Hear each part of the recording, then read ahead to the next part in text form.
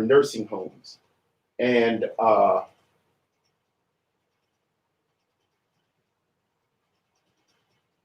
okay, and then that would be Joe Anderson and Gloria Harbell. I hope I got the names right. Then it was another person. I can't read my writing, but anyway, those were who we prayed for. Some of the folks last week, along with Class Allen for seizures this week. And so I would like, if that's it, we'll get to get a volunteer to pray for these requests that we have.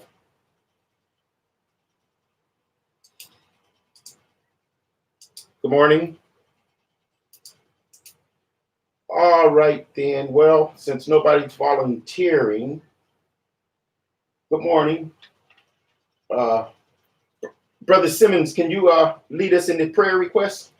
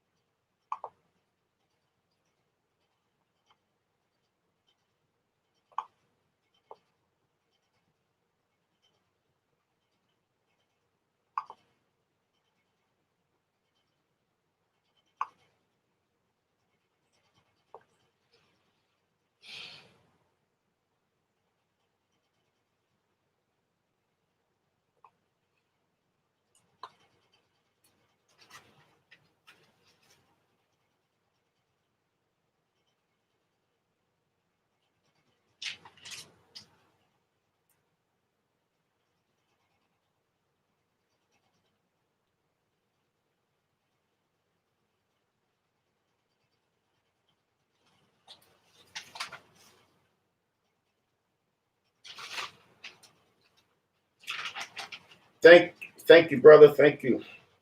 So this week we're going to be talking about studying the relational foundations in Song of Solomon. Song of Songs, chapter 2, verses 15 through chapter 3, verse 5. This was a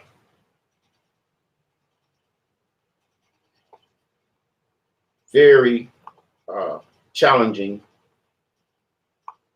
book to go through this lesson this week, but I think we'll just get started with the first portion of the study, which is going to be called preventative care. And that would be found in Songs of Songs 2:15, that verse only. I'll turn to it in my book. And it reads, "Catch the foxes for us.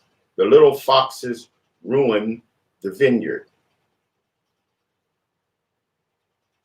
The vineyards, for our vineyards are in bloom.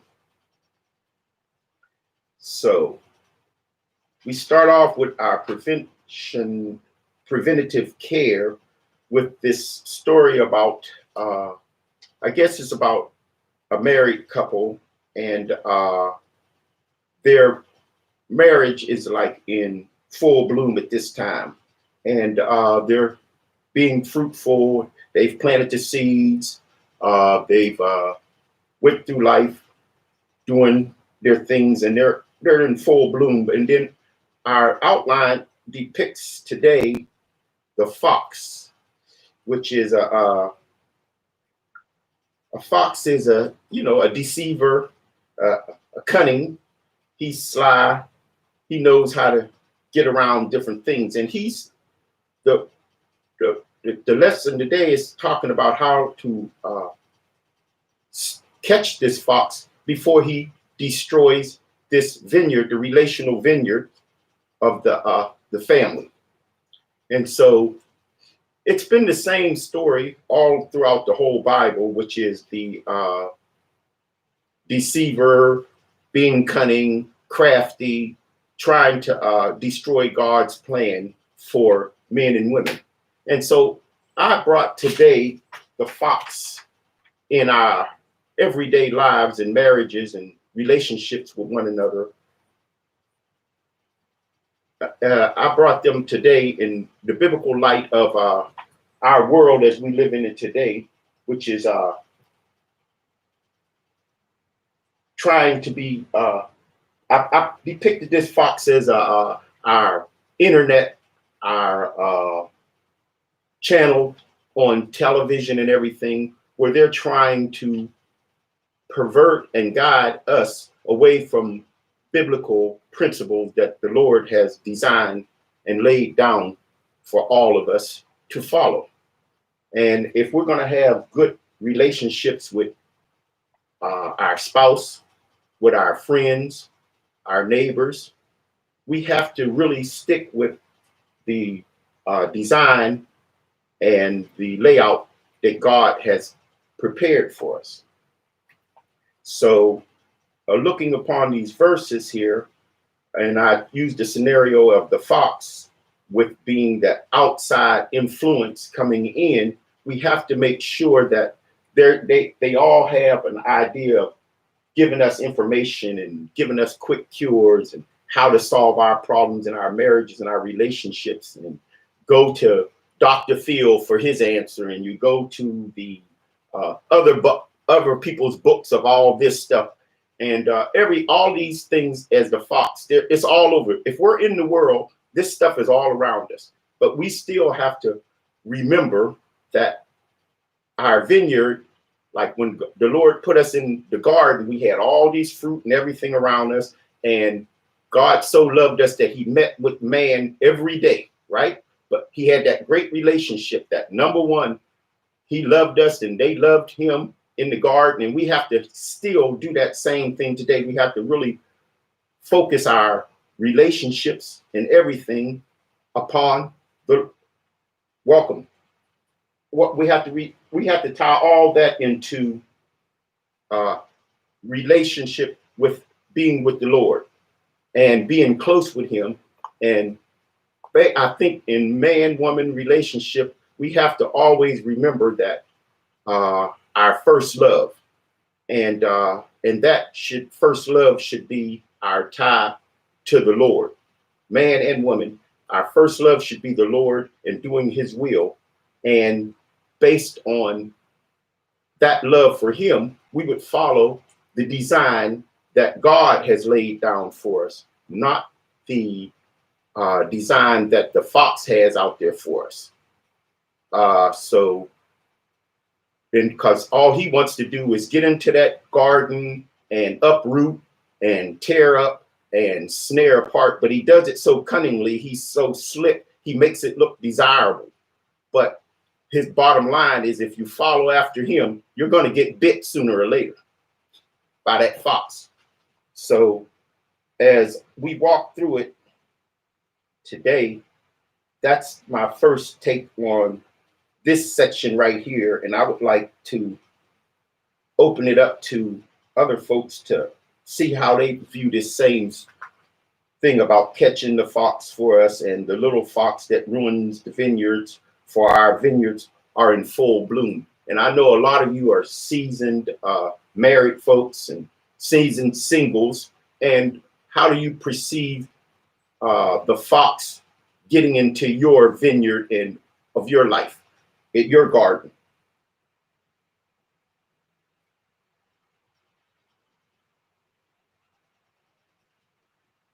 Good morning. Anyone?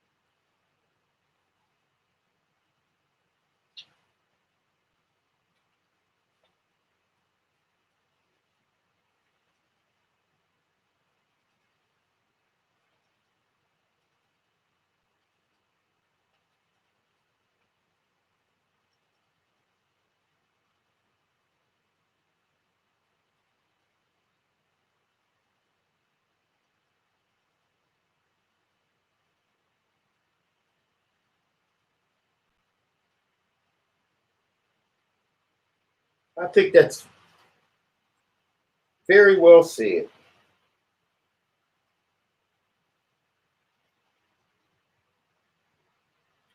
And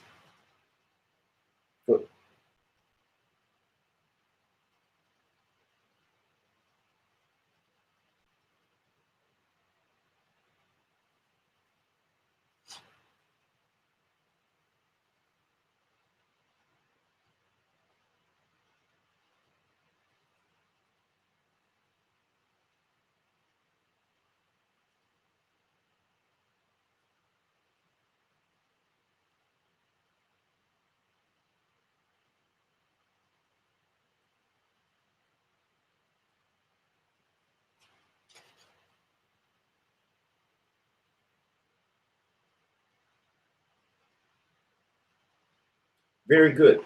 Both very good points. And so one of the main things in marriages, and I think is we have to be aware of the deceiver, and we have to take steps in prevention of these different deceivers getting into our relationships. And I think the old analogy about the what is it, a drop of something about prevention and cure. Something, I think you take a little bit of prevention to stop a whole bunch of cure. What is it? Mm,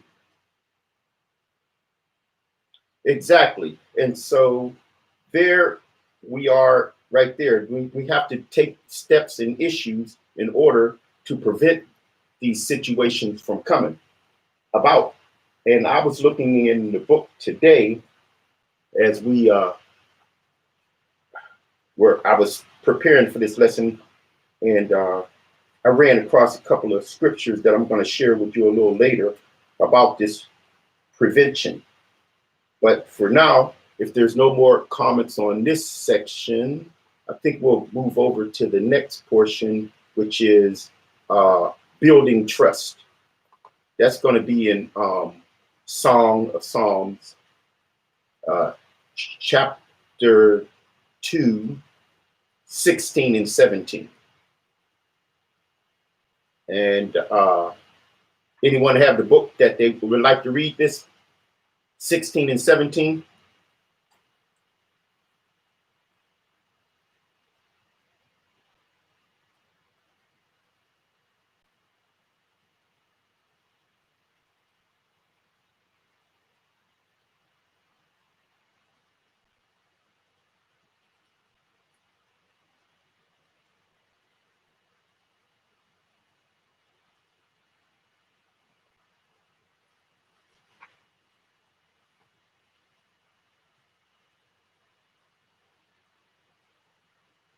Okay, very good. Now, and they're talking about the close bondage, like where Lord say the two join together and they become one. So I am his and he is mine. And then as you're feeding upon the lilies of that bondage that the Lord has brought, that unity that you have with the one that you're married to, you, in other words, you stay there. You don't go wandering off. Again, I'm going to bring off the little fox. He's always trying to creep in. He's always in the shadows, right? He's always back there trying to turn you around from what you are supposed to be doing. And we don't want to basically get deceived, because we're in this world and the world is always bombarding us on how we could have it better.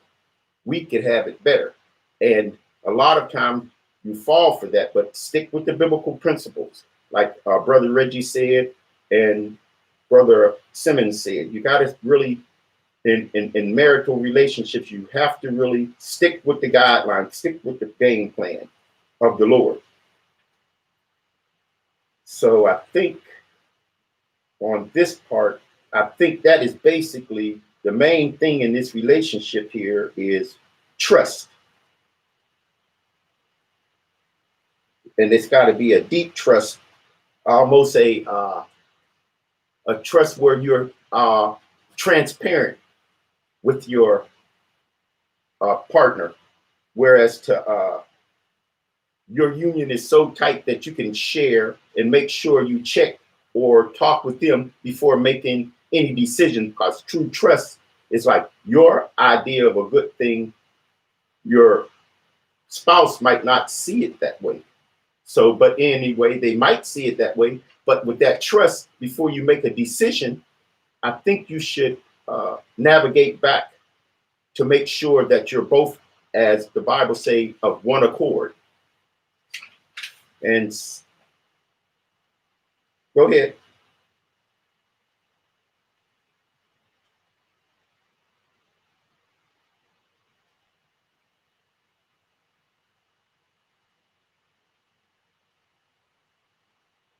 Mm-hmm.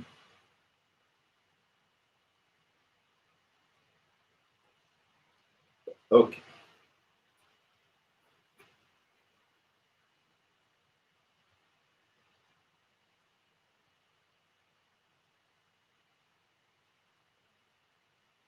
Mm-hmm. Mm-hmm.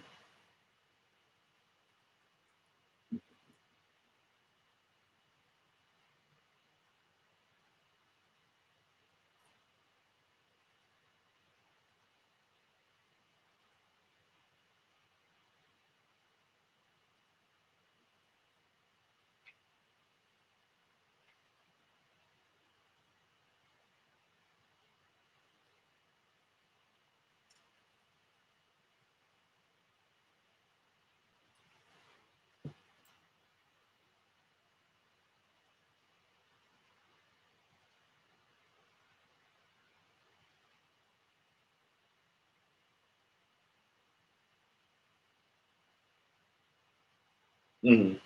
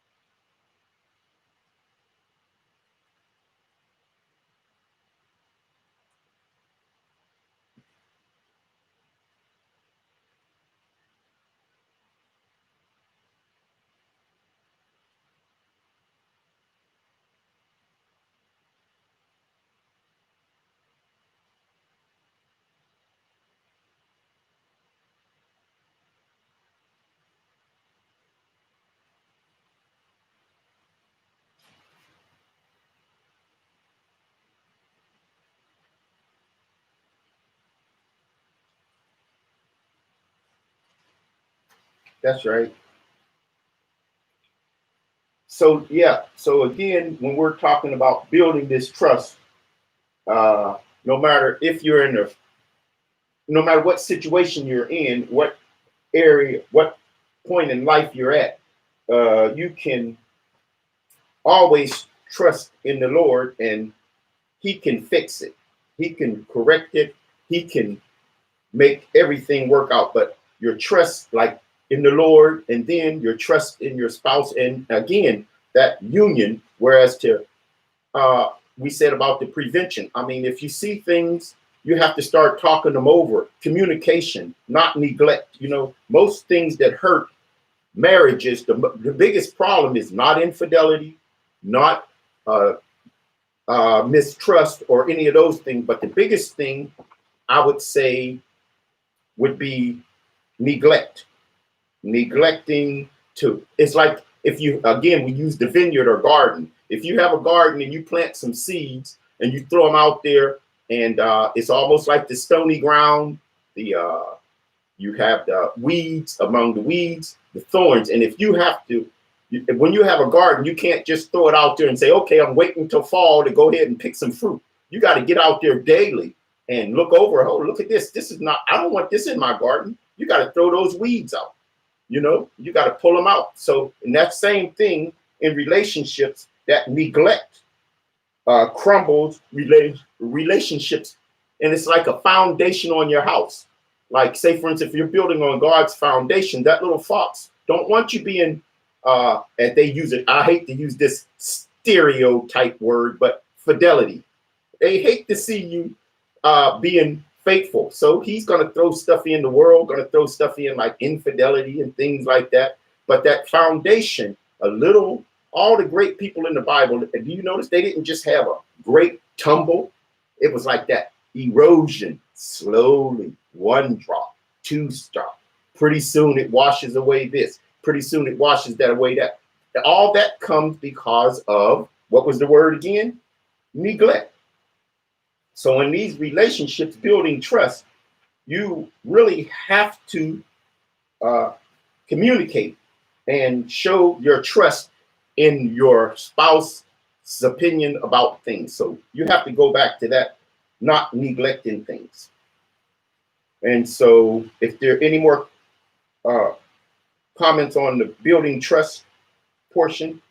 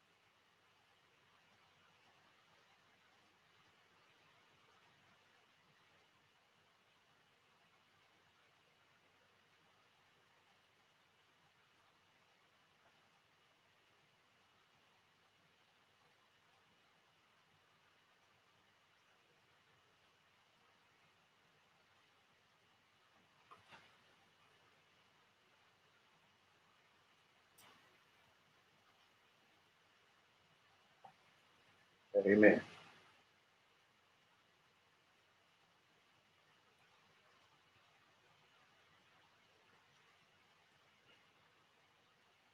Okay, now let's go on to restrain required. Restraint required. That's Psalm 3, 1 through 5. And someone want to volunteer and read this section?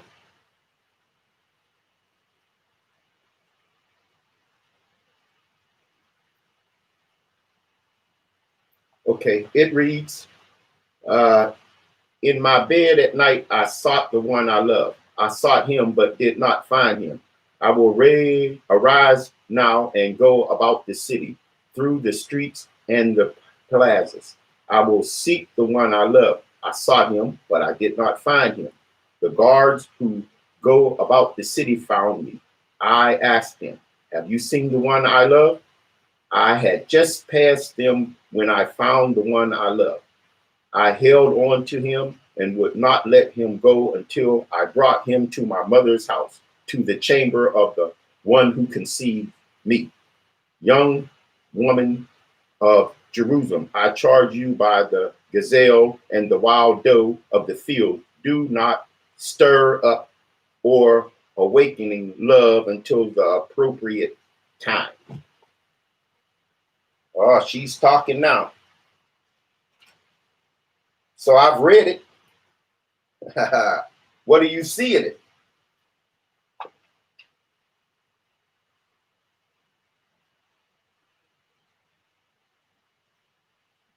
See, this is a lot right here. See, she starts off with laying in the bed at night, alone, and then decide that, hey, I'm going to go out and seek out the one, where's he at? And then she went out to find him, but couldn't. So was she being led by her spirit? Was she being led by desire? Or she was led by loneliness? I don't know. But she did rise up and go into the city and pursue. And she didn't leave no rocks unturned. She asked the other folks, have you seen him? The guards, the guards of the city. And they found her and pointed her in the right directions. And then she found him. So the one she loved. And then the lesson say, and she said that she found him and then she took him, but she didn't take him back to her bed. If you notice that, she took him to what? The house of her mother, to the chamber where she was conceived. So she didn't go back to first in her own bed where she first desired and missed him, but no, she took him, maybe I would try to say, the book says, to a righteous place, to the place where she was conceived, to her mother's home. And I think, why would you take them there? I mean, it's like putting yourself into a situation where you can't, using your wisdom. Well, if I get alone, maybe I can submit to my own desires and feels. But if I get around mom's house or another place, maybe I can show restraint. And that's what this is about, restraint. And she charged the other women to try to keep yourself away. You're talking about this gazelle and the wild doe in the field. You're on the mountain out there. I don't know if this is the right thing, freaking frolicking around the mountain field. And, you can get led to the wrong things. And while you're out there having a good time, you stir up these emotions and feelings and different things. So that's the portion of restraint in our lesson today. So I think restraint is one of the key things to I think our relationship. I wrote down something about Corinthians 11:28, and that was I'm going to get into that in a little bit, but I want to take your opinions on this restraint. Sure.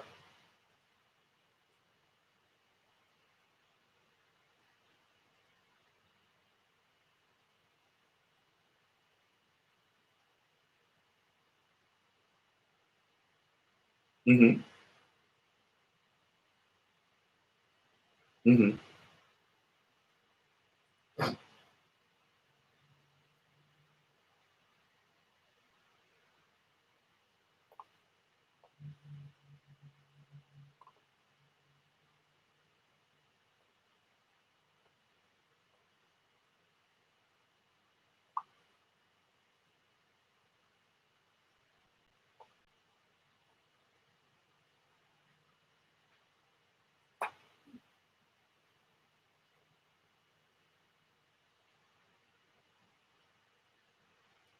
Anyone else?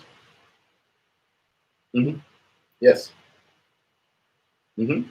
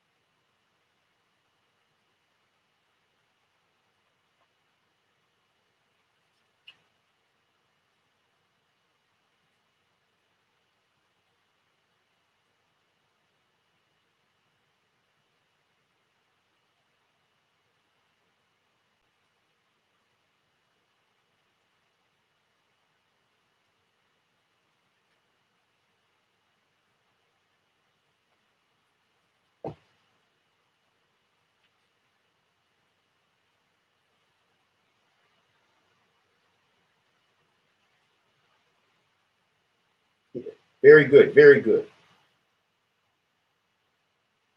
Anyone else?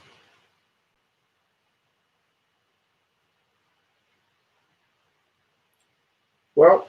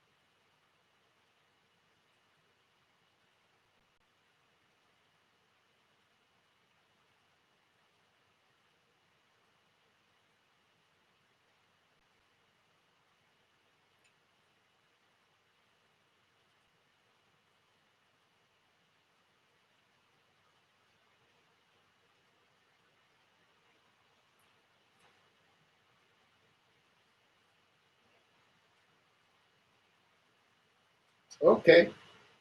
Who's that? Uh, somebody got a radio or? Okay, so that is a very good point, and both of those were very, very well received. And but I again, technology got me today, and I had some beautiful pictures and had some beautiful quotes and sayings that I wanted to share with you all to try to spread this thing about relational foundations. And I thought that I had one quote, since I'm an artist, or some of you might not know it, I had an artistical quote about conceptual design. And that is, conceptual design is the early phase of design process in which the broad outline of functions and forms of something are articulated. So I look at that in our lesson today, conceptual design. I would base them on the principle of, or based on biblical principles of foundations to build on. The biblical principles are the foundation to what we must build our relationships on. And God's design is designed, his structure is designed for the body, it's designed for our souls, and it's designed for our spirits. What he says in, we should love the Lord our God with all our hearts, with all our minds, with all our soul.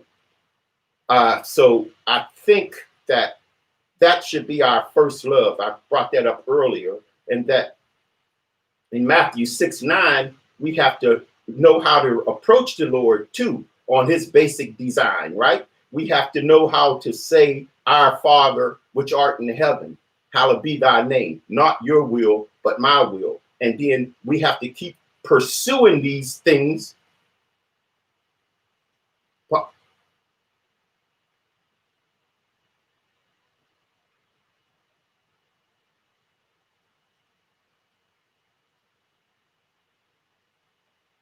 Okay. Yeah. But anyway, we can work up above that. Let's just focus on the kingdom to come, which is God's plan for us in life. There are going to be distractions no matter what. It's always going to try to get us off of God's design for our life. And we keep, again, when we're talking about marriage and we talk in this thing about eating at your own table, I went back to 1 Corinthians 11, where the Lord said that for an offering, we should eat this bread and drink this cup. You show the Lord's death till he comes, till his kingdom comes. And then we also, if we take this vow for marriage and all that thing, marriage that God has designed, we would always remember in our marriage that we should eat the bread at our table, the cup at our table. And if we don't do that unworthy, if we do, this is a result and response type thing. It's like God tells us what to do, but if we don't do it, there's consequences. So it's like when you prepare yourself for the Lord's Supper, if you're unworthy or worthy shall fall to the guilt of the blood of the Lord. So when you're in that relationship and you keep thinking of God as your first love, and you keep thinking that I'm going to drink from the cup that he's planned for me, I'm going to eat the food that he's laid out for me on my table. When that fox throws those things in there, we go back to what? God's design, right? The basic, he laid it out. That's how he wants us to live. That's what he wants us to do. And so, and a lot of times we don't look at the results of not doing what God says, because he says, if you eat and drink unworthily, you're going to fall damnation. So don't come crying, woe is me, my marriage didn't work, or this didn't work. No, it's like God's design was eat at your table, drink at your table, do what you're supposed to do, because at the end, he tells you in his design, it will cause you to be weak and sick, and you'll fall asleep. Well, falling asleep is meaning separation from God. So, I mean, he gives us design, but like, do we stick with design and his concept of what marriages should be like? So I think, and like, I had took this beautiful picture of us, like we're in this Bible study right now. And I had, on Sunday school lesson, I'm sorry. And I had this beautiful picture of the my brother gave me this idea years ago. I never finished it, but it's a picture of the world, and people are in the world. And then there's another picture on the right-hand side of people in the church. And in between them, they have this rope, as we all know it, the tug of war. And they're tugging. The people in the church are trying to pull the people into the church. And the people in the world are trying to pull the people back out into the world. But the people in the church are hands-free because their end of the tug of war rope is tied to the cross. And so when we're tied to the cross, we don't have to worry about falling back into the world, because by God's design, he's going to protect us. He's going to give us strength. He's going to let us overcome the world. And then also I looked at this picture, and then there's a church there. And I think that we as believers, when we go to Sunday school lesson, when we go to prayer meeting, when we go to Bible study, when we go to all these things, I have a tendency to feel, oh, I'm righteous. I'm doing the right thing. I'm in the Lord's word. But guess what? You're in the church. You're not getting tested by that fire. You have to do what they did when I first came to First Baptist Church of Suitland. You have to take Jesus to the street. I mean, we can stay in our relationship, talk about how much we trust our wife and all that stuff and our husbands. But if you're not out there in the fire, you don't know how you're going to be tested and get purified. So when we take Jesus to the street, we have to take the honoring him with, with fear in the Lord, with wisdom and everything. We have to be prepared. So all this foundational stuff that we're studying about in the Bible is actually to give us the strength, the knowledge, the education to follow up with the Great Commission.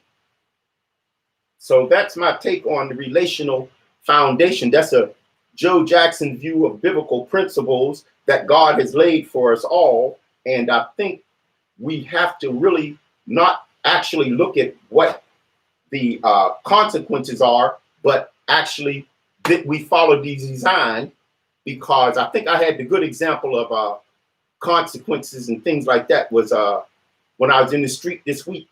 I had two instances. Once I was out with a girlfriend of mine, and she and I were riding down the street, and she was telling me that, that she needed a man, and so she didn't care what other women said, but she needed a man. And I was sitting there listening to her, and she says that she needs a man because she was married for 56 years. And it would have been 57 years, but her husband passed away. And now the lady needed a man because her husband used to take care of all her car problems and all her auto problems. But she needed someone to help her. We need to have people that go out there, be transparent, and go out into the world to ask people for help. And the same thing again, once we keep everything in the biblical aspect of our relationship. Yeah, I was out with a girlfriend, a Christian girlfriend who had the virtues, the honor of the Lord, did everything, lived her life with her husband, but she was in need. Now the fox tried to deceive me, and he know I like money and everything. So he kept saying, hey, the job called me. I had promised this person to help them, but the job called me trying to get me not to hold my relation. My commitment to that person. It's all about commitment and being able to recognize little things that come into your life as you're out there in the world every day, and these are little things. It's like the scenario of the stop sign. If you see a stop sign at the corner, your obedience to the stop sign determines the discipline that you receive. If you stop and wait and that car that ran through the light, you don't have to pay the consequences for your disobedience. That's all based on God's design. And so those were some of the things that I picked up on in my study of this lesson this week, as I tried to take it out to my travels and tried to share it and talked it over with young folks, older folks, people that have relationships and marriages, because I think we all need to really have time. We have time now to talk and reach out to brothers and sisters that have not been able to get out and do things. So I think it was just taking Jesus to the street and not just being here on Sundays, but when we take these things on Sundays, we have to also apply these things. You know, it's like faith. You know, I think somebody said a little bit of this gets in. I think it was a little bitty things in the erosion. We were talking about erosion a little earlier, but I was working on another design earlier this week where it says that fear is the number one enemy of our faith. And so we have to, those little bit, it don't have to be a great fear. It could be little things. So we have to not fear to go out and tell people about Jesus. Don't fear to pray for our food when we're in a restaurant. Don't be fearful for the little things that people are watching you. They see your character. So I think we're going to go back to the outline of the lesson today and make sure we've covered the lesson. So here we are right now. We studied 12, and I would like someone to talk about the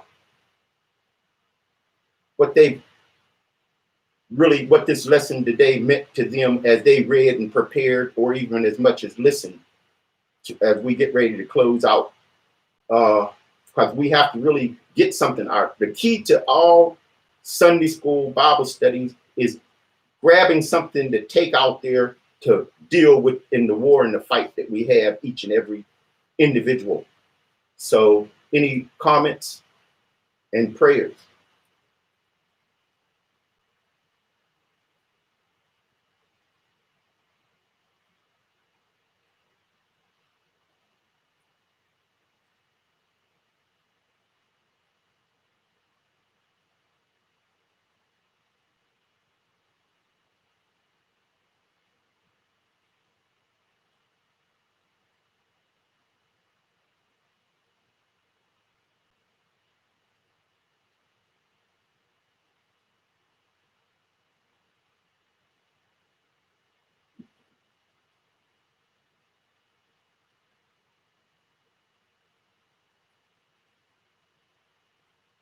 Foundation.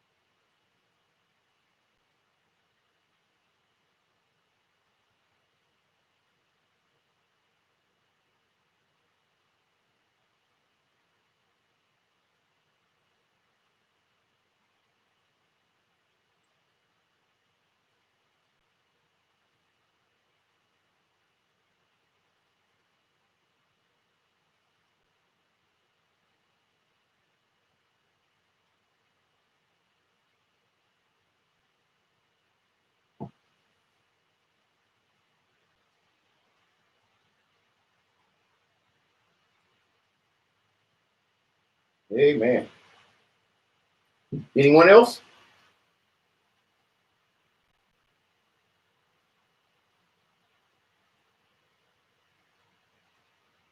Mm-hmm.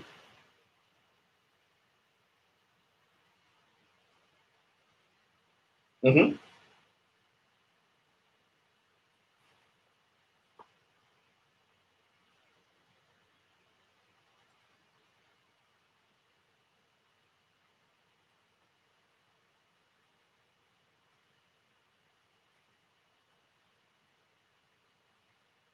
Yes.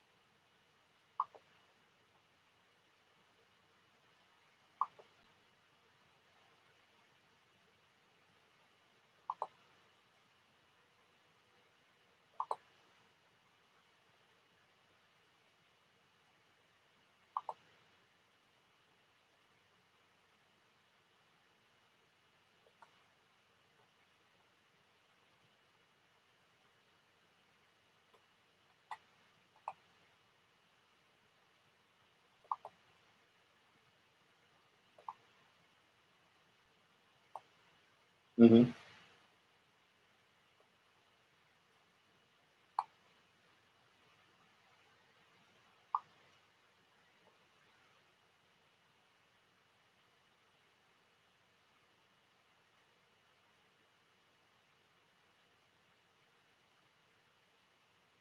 Amen.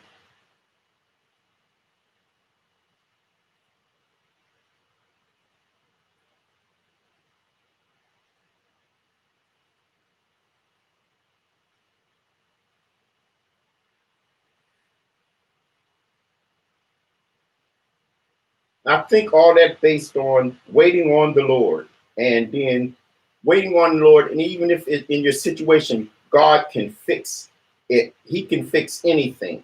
And I think I was glad you brought that point out about the little teaching the other women, but also as believers, as Jesus always got on his disciples, suffer ye the little children. We have to also, we're doing this stuff when I'm meaning studying our Bible, doing our reading, sharing, taking Jesus to the truth. We're doing these things not for our own self, but for the others that are listening, watching, and adhering to the advice or the Bible or the God or the gospel that we're sharing. If you're doing God's will, we're going to be sharing that gospel with your children. And you have to be in the middle. If you're a middle person, like a middle-aged person, I'd say it's like Deacon Darnell in the middle, and then you have younger folks that are teaching, they're teaching the young folks beneath them. But then if you're in the middle too, you have to reach up to the older folks that have this wisdom and stuff. And we have to mix it all up together to grab from some, share with the other ones. And we have to put this gospel in their hearts by, as the lady did in this lesson, she went and told her friends. But I just wanted to add on, we have to share with the children as well, because they're the future. And a lot of stuff, if you look around us, God's not in too many places these days. It used to be in the school. The Bible used to be in the schools and the churches and the courthouses. But give it a little bit of time, and he's going to be wiped off the face of the earth if you let that fox have his way. And so, anyone else, another comment? That was very good about sharing that word and how they tried to divide, but God had the final say. That's we used to listen to that all the time when we were in Kenya. Who has the final say? Who has the final say? And that would be God has the final say on everything. So, any other comments on this lesson before we close out in prayer?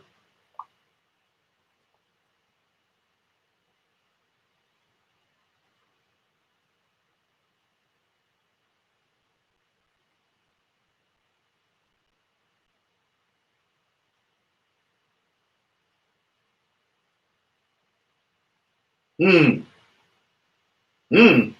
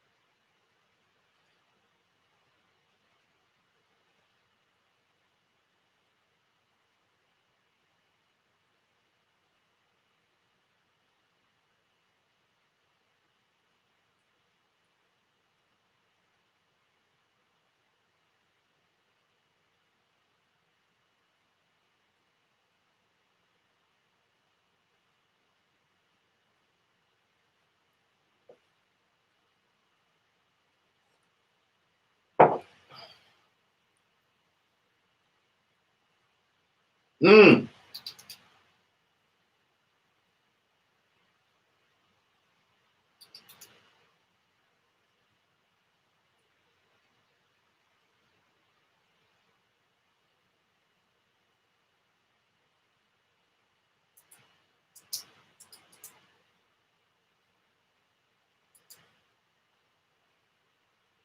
Okay, we're getting ready to close now, and get your pencils ready for those who don't have books, because next week we're going to be talking about relational investment, and that's going to be in Song of Psalms 5, 6 through 16. That's next week, relational investments, Songs of Songs 5, 6 through 16. And remember, God's principles for our lives are based on our body, our soul, and our spirit. And as we close out in prayer, thanks everyone for joining us. And don't forget, share the word, tell folks what we're doing, and invite more folks to join us to go over the Lord's word. For we don't want that little fox hiding it, so we have to do our part. So today I would like Brother Allen to close us in prayer. And thanks again, and we'll see you next week.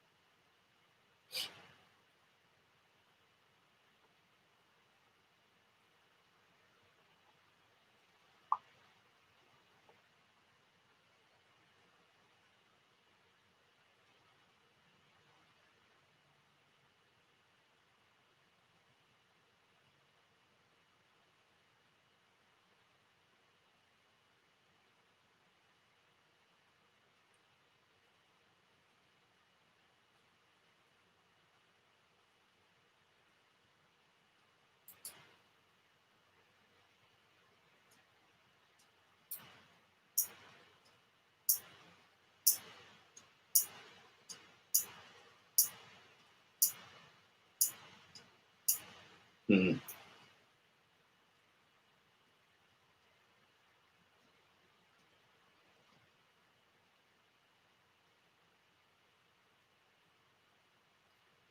All right. Thank you all, husbands, wives, and singles. Christ loves you, and he gave himself for you. So keep his design in your body, your soul, and your mind. In Christ, we're going to depart today and prepare ourselves for Sunday school. Church service. Thank you. Yes, this is, thank you. Yes. Thank, what was what now? What song?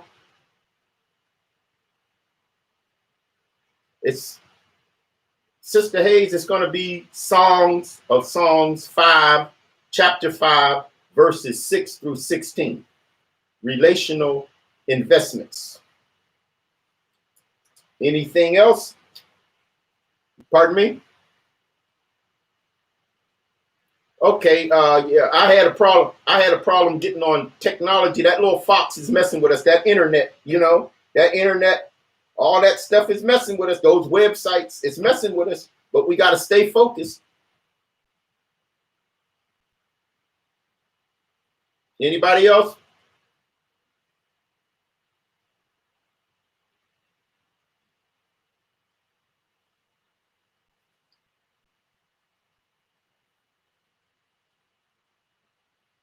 Praise the Lord. Thank you.